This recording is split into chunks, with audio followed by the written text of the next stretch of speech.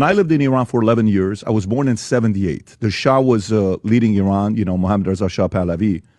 And when you look at the stats from 1941 when he took office to 1979, that 38 years that he was in, not a lot of wars. It was fairly peaceful. You have some numbers on the low end of 17,000 people that died due to war in Iran during that 38 years. High numbers, 50,000.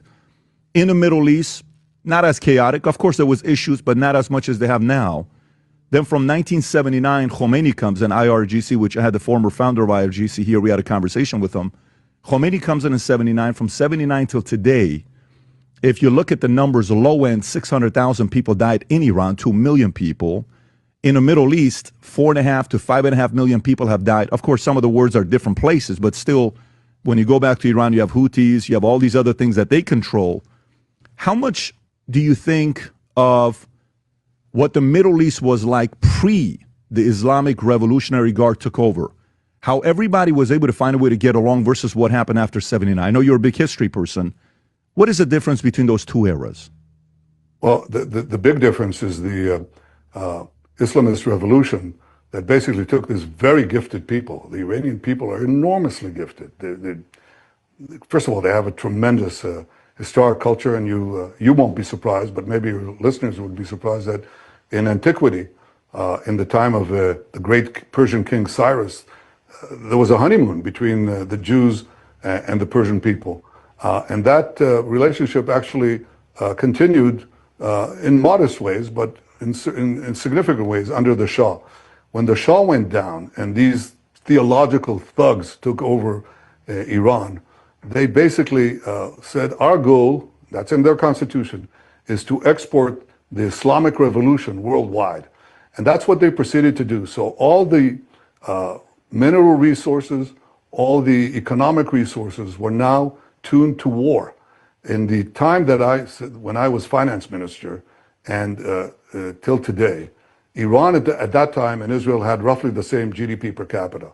Ours went up from $17,000 to $60,000 per capita, and theirs stayed flat. Why?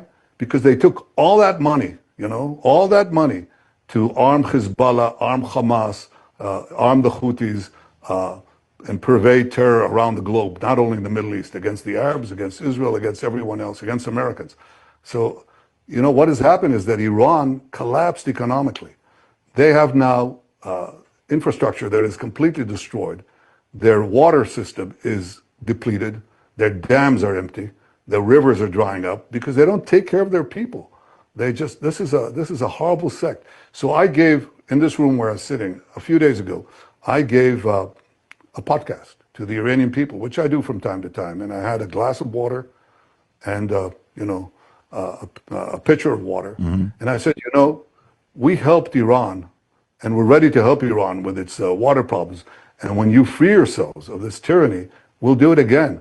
Now, Patrick, how many views do you think I got for this this podcast? How many?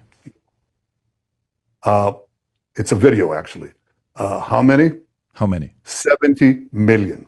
From now, Iran? Iran has about 50 million, we wow. Think.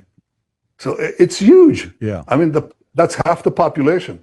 And you can tell that it hit a nerve because all the Iranian leadership proceeded to respond to it and to attack it and so on, which tells you it really got to them.